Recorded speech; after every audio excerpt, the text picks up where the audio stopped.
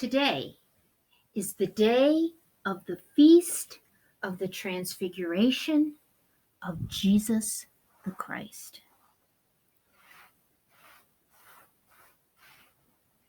It is the day when we remember the mystery of when the light of God's glory came to rest upon the face of Jesus Christ.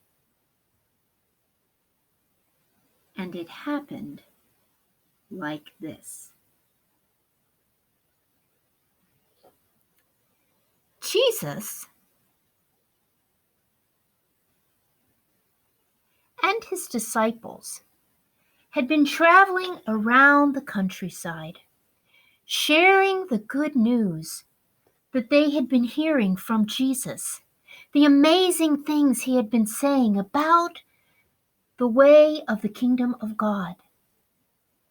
They shared about the wonderful things that Jesus had been doing to show the way of the kingdom of God.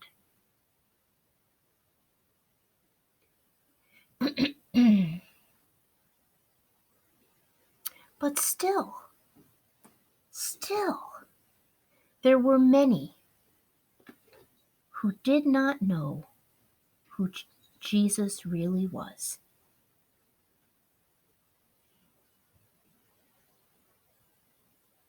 And so one day, Jesus asked his disciples, "Who do people say that I am?" "Some say you are John the Baptist come back from the dead. Others say you are Elijah, the prophet, or Jeremiah, or one of the other prophets."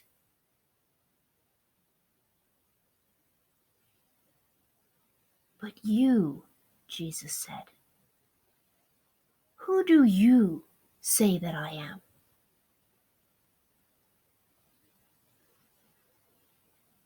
And Peter said, "Jesus, you are the Son of the living God."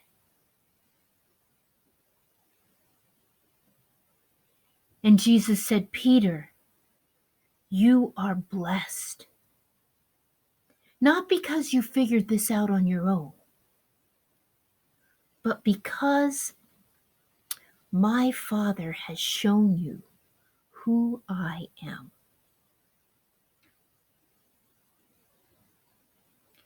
"And now the time is coming," Jesus said, "when I will go up to Jerusalem for the Passover, and I will be killed. But on the third day, my Father will make me alive again."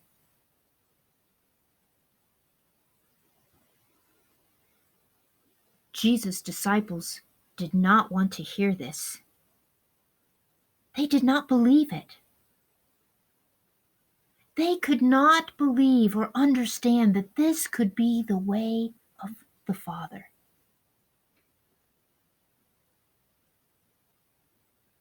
And so Jesus stayed there for another 6 days, trying to show them the way of the kingdom of God, the ways of his Father.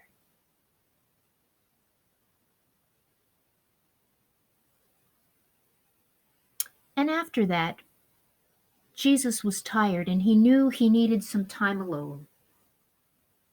So he decided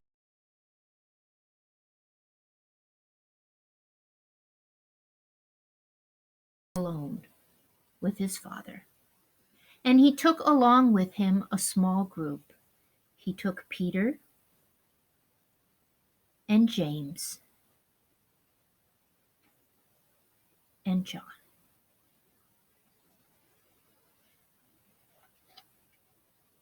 And they traveled with him for a while to a very high mountain.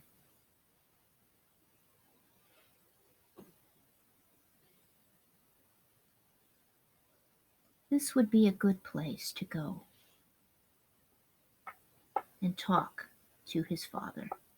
And so Jesus climbed up the mountain, followed by Peter and James.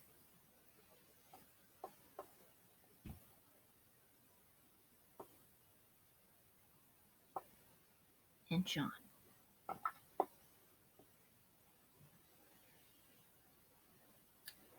And there at the top of the mountain, Jesus began to pray to his Father.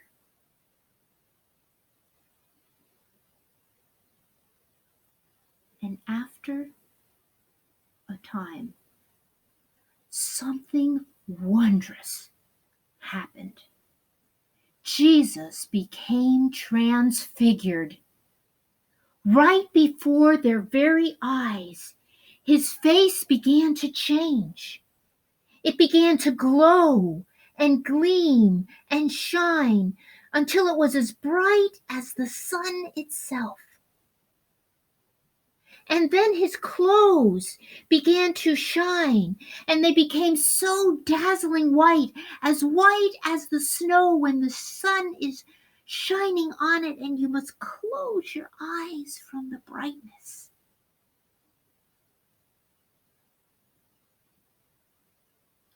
And then, all of a sudden, a figure appeared on his right.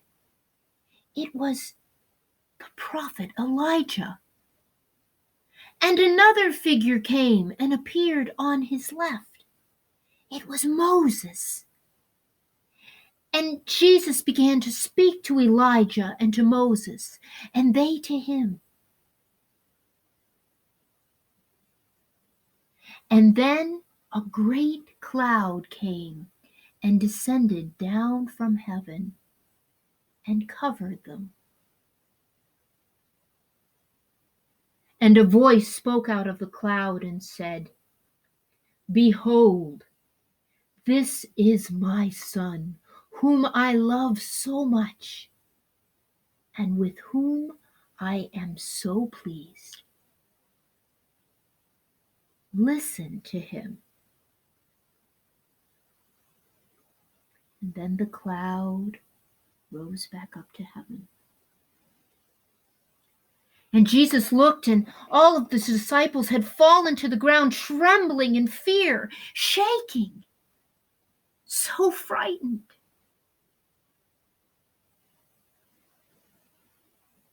And Jesus had compassion on them, and he went down to them and he touched them, and he said, "Do not be afraid. Get up. You see, it is just me here with you." And they looked around, and sure enough, it was just them and Jesus alone together again. And Jesus said, "Come, follow me." And he went down the mountain. And Peter and James and John followed him.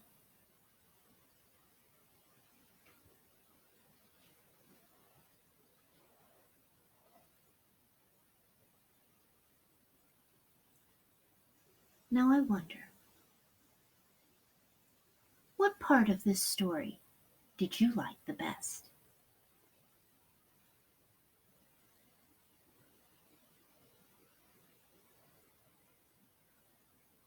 I wonder, what did the disciples think when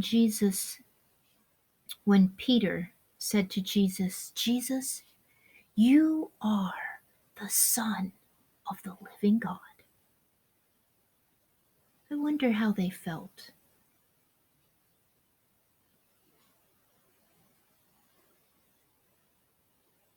I wonder how we can know that Jesus is the Son of the living God. How can we know this?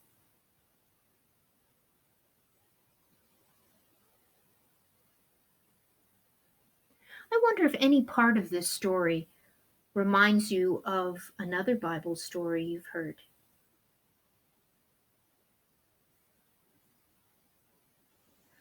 I wonder what part of this story is the most important.